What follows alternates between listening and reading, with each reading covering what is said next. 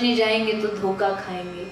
इसलिए इतना ही समझ लीजिए, ठाकुर हमरे रमन बिहारी, हम हैं रमन बिहारी के, साधु सेवा धर्म हमारा, काम न दुनियादारी से।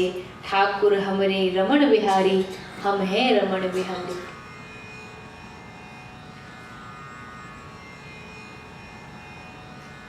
तुम हमारे थे प्रभु जी, तुम हमारे हो,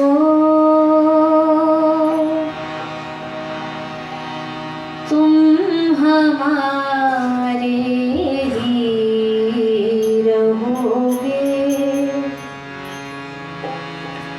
ओ मेरे प्रीतम,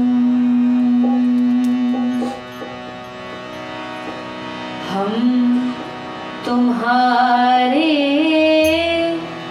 थे प्रभु जी, हम तुम्हारे हैं, हम तुम्हारे ही रहेंगे। ओ मेरे प्रीतम, तुम्हें छोड़ सुन नंद दुलारे, कोई ना मीत हमारो,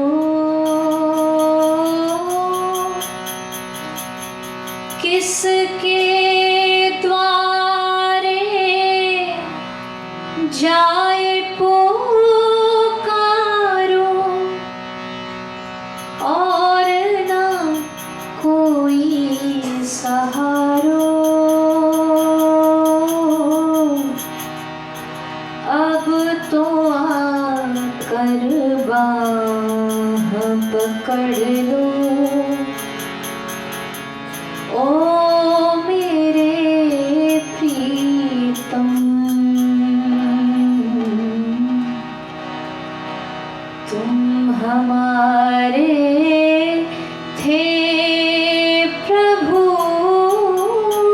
जी, तुम हमारे हो,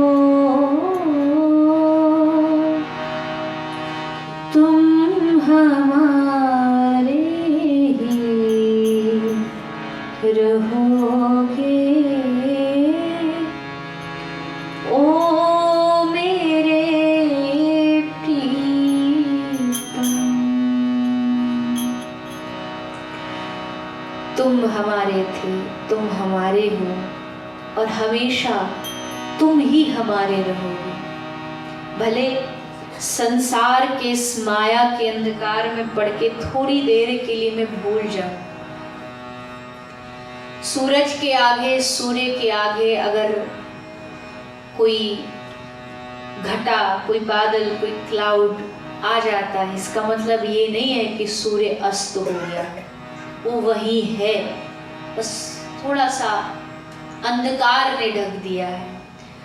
हम भगवान के थे, भगवान के हैं, भगवान के ही रहेंगे। बस माया का अंधकार कभी कभी भुला देता है, भूल जाते हैं कि असल रिश्ता हमारा किससे है। मैं, मेरा दुनिया से बनने से पहले मेरा रिश्ता भगवान से है।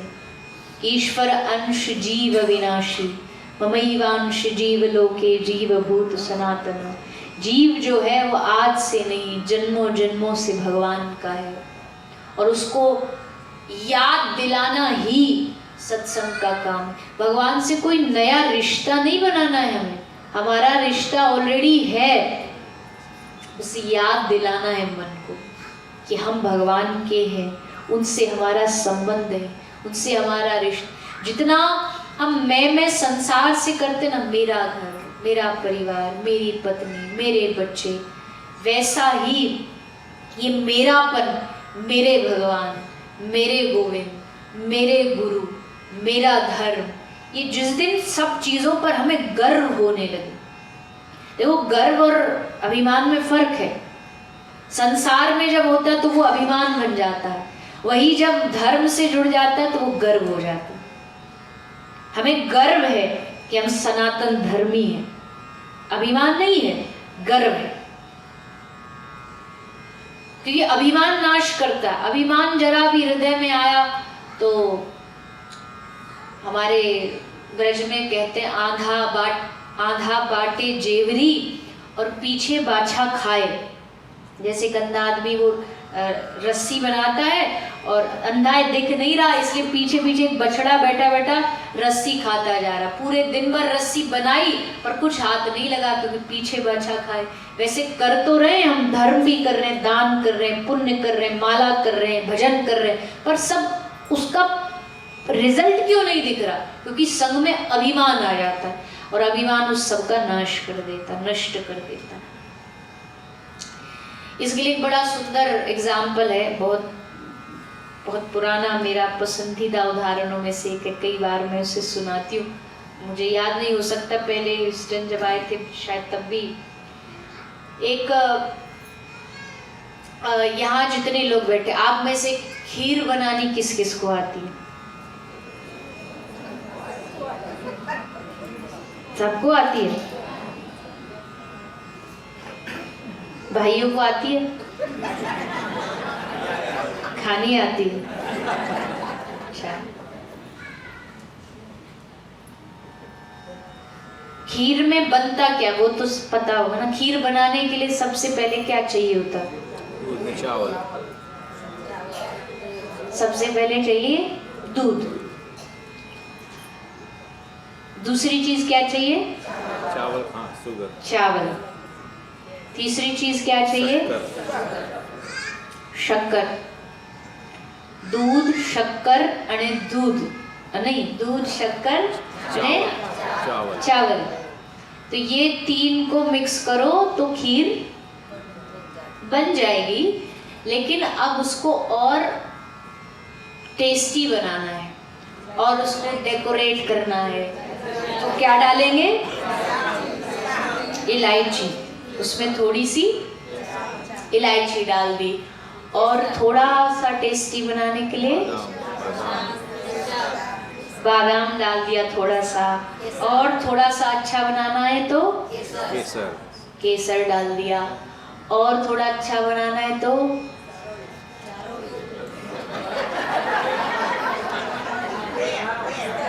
है चाय पत्ती, जायफल। चलो जायफल डाल दिया,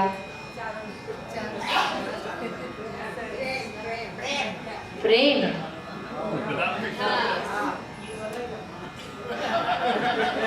प्रेम भी डलता है। चलो 250 ग्राम प्रेम, 250 ग्राम भाव, चलो डाल दिया। और बताइए और क्या डाल सकते हैं? खत्म? तुलसी। चलो तुलसी भी डाल दी। और क्या डालें? खत्म आपके इंग्रेडिएंट? पक्का? इतने ही डालते हो गुजरात में?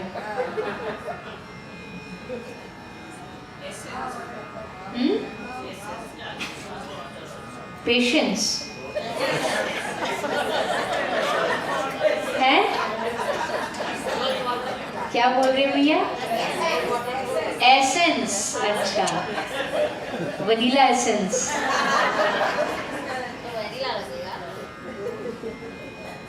जिस तरह आप बना रहे ना, खीर नहीं खिचड़ी बनेगी।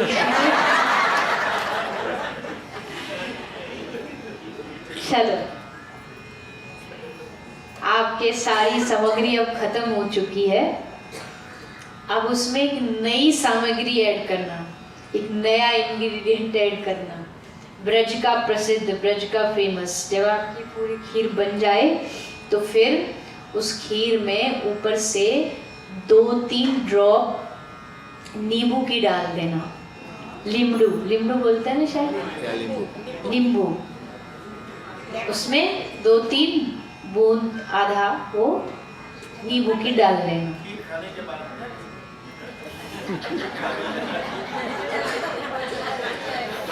बहुत टेस्टी। नींबू वाली खीर नहीं खाई आप लोगों ने? कभी नहीं? अमेरिका में रह के नहीं खाई? फट जाती है।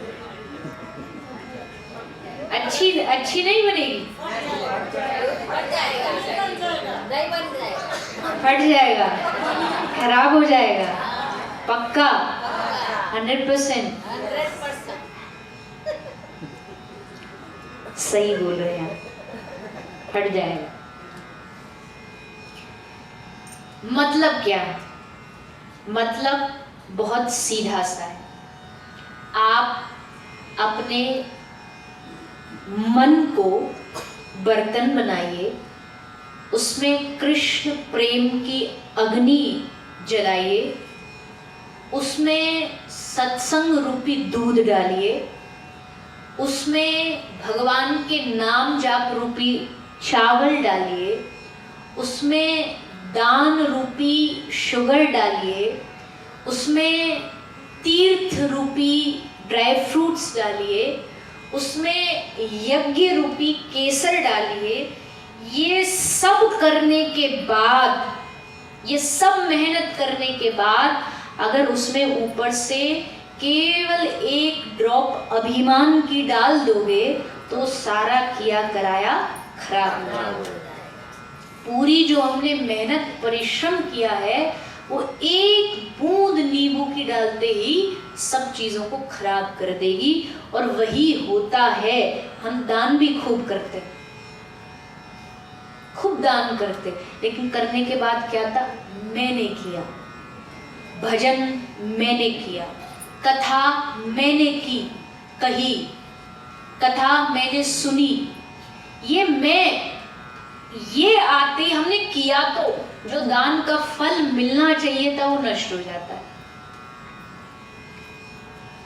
भगवान से प्रार्थना करिए कि हमें इतना सामर्थ्यवान बनाए कि हम ये सब सत्कार्य कर सके, किसी की मदद, सेवा, भजन, नाम स्मरण। पर इतना प्रभु कुछ भी हो जाए, बस इतना कभी मत देना कि हमारे हृदय में वो करने का भाव आए कि मैंने किया। कोई लोग नहीं होते भारत में, देखे होंगे आपने, वो अपने पिताजी, दादाजी, फादर, ग्रैंडफादर, ग्रेट ग्रैंडफादर, उन सबके नाम से मंदिर में एक पंखा दान करते हैं और पंखे की 3 पंखड़ियों पे सबका नाम लिखवा देते हैं। ये पिताजी, ये दादाजी, ये सबका नाम। और यहाँ धरती पर पंखा घूमता है, वहां पितृलोक में दादाजी घूमते हैं। चलो कुछ ना से तो ये सही किया, तो जो नहीं कर रहे उससे तो ये भी अच्छा किया।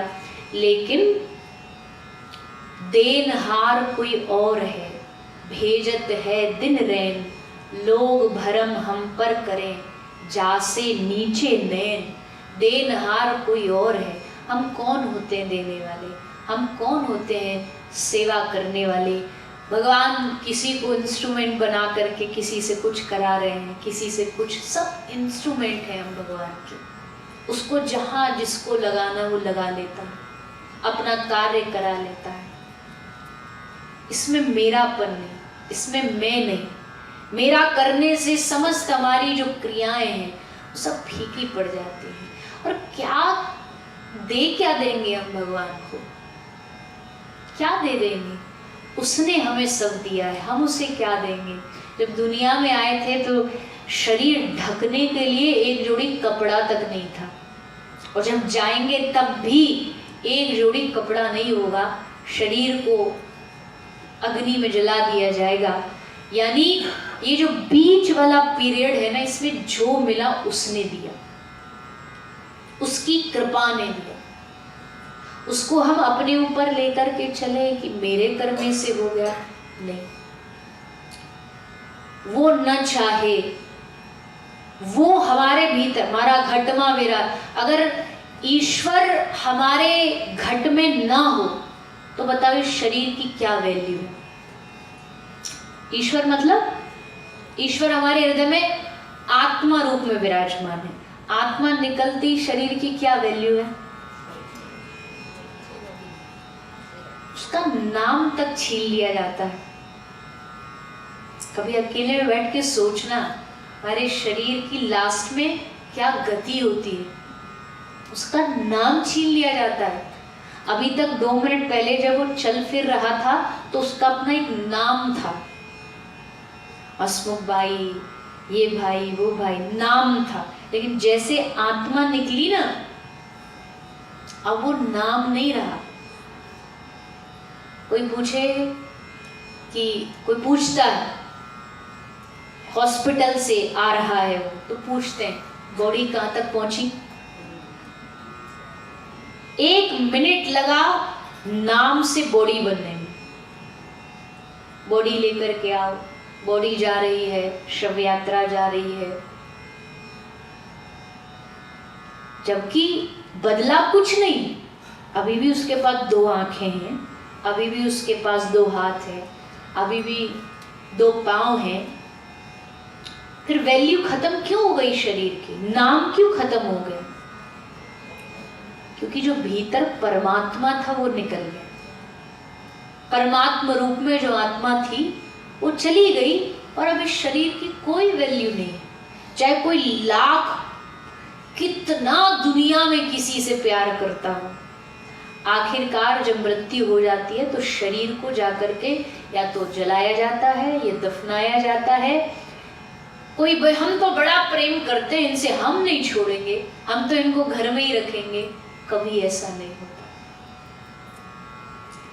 एक समय वो आ जाता है कि घर परिवार वालों, पत्नी को उस शव को देख के अकेले में डर लगने लगता है, जबकि वो उसका पति था। ये खेल सब किसका है? ये हमारे भीतर बैठे हुए भगवान का है। इसलिए कभी इस बात का घमंड नहीं करो। अपनी सत्ता होती तो मरने के बाद कहाँ चली जाती है वो शक्ति, जिस पावर का, जिस शक्ति का हमें घमंड होता है कि हम एक उंगली नहीं उठा पाते, हिला नहीं पाते। कहाँ गई शक्ति? अगर हम ही बलवान होते तो अपने बल से कुछ भी कर सकते थे, पर ये बल हमारा नहीं है। ये वाणी बोल रही है, ये बल मेरा नहीं है, ये किसी का नहीं है, ये बल उसका है, ये पावर, ये शक्ति उसकी है। वो हटा दे तो एक क्षण में दुनिया तबाह हो जाए। शास्त्र कहते हैं किस बात का घमंड करते हो तुम? एक घर का, एक प्रॉपर्टी का, एक बिजनेस का। अगर वो चाहे ना तो एक पलक झपक करके इस ब्रह्मांड जैसे करोड़ों ब्रह्मांड बना सकता है, एक पलक झपकने से। वो इतनी बड़ी सत्ता है, और इतनी बड़ी सत्ता के होते हुए फिर घबराना क्या, फिर चिंता करना क्या, फिर किस बात के लिए परेशान होना? हमें पता है हमारा मालिक वहां बैठा है, वो है संभालने के लिए। क्या टेंशन करें, क्या चिंता करें? गिरेंगे भी तो पता है गड्ढे में, तालाब में, किसी पूल में जाकर के नहीं गिरेंगे, गिरेंगे तो भी उसी की गोदी में जाकर के गिरेंगे। वो संभालेगा, ये भरोसा है हमें इस बात का। हमारे साथ है रघुनाथ, हमें किस बात की चिंता। चरण में रख दिया जब माथ, हमें किस बात की चिंता। हमारे साथ है रघुनाथ, हमें किस बात की चिंता। अगर चाहते हैं कि जीवन चिंता से मुक्त हो, जीवन टेंशन फ्री हो, चाहते कि नहीं चाहते? चाहते ना, सभी चाहते। तो एकमात्र भगवान की शरण जिसने ग्रहण की, उसकी चिंताओं का हरण भगवान ने किया है। तो ऐसे हमारे भगवान, ऐसे हमारे नाथ, ऐसे हमारे प्राणाधार, जीवनाधार भगवान श्री राधे गोविंद, श्री राधा रमन लाल उनकी चर्चा करते हुए अपनी वाणी को हम सभी पवित्र कर रहे हैं। आज दूसरे दिन के इस सत्र में हम सभी ने कुछ चर्चाएं श्रवण की, सुनी। आशा है उससे हमारे जीवन में कुछ अच्छा बदलाव आएगा, भगवान की ओर हम बढ़ेंगे। और कल विश्राम दिन, तीसरा दिन, कल और पुनः हम सब यहाँ उपस्थित होकर के कुछ भगवत चर्चा करेंगे। और ब्रज की कुछ लीला सुनना चाहते हैं तो कल ब्रज की कुछ लीलाओं की चर्चा, भगवान की या तो बाल लीला, या जब भगवान ब्रजधाम से जाते हैं, श्री गोपियाँ और राधा रानी किस प्रकार उनको विदाई देती हैं, अगर भगवत इच्छा हुई तो वो कल हम सभी श्रवण करेंगे कथा के माध्यम से। आइए आज के इस कथा सत्र को हम विराम की ओर लेकर के जा रहे हैं। अभी थोड़ी सी सूचना और उसके बाद आरती और प्रसाद लेकर के सभी प्रस्थान करेंगे और कल पुनः उपस्थित होकर यहाँ आकर के भगवत कथा का सभी भाव और श्रद्धा से श्रवण पान करेंगे।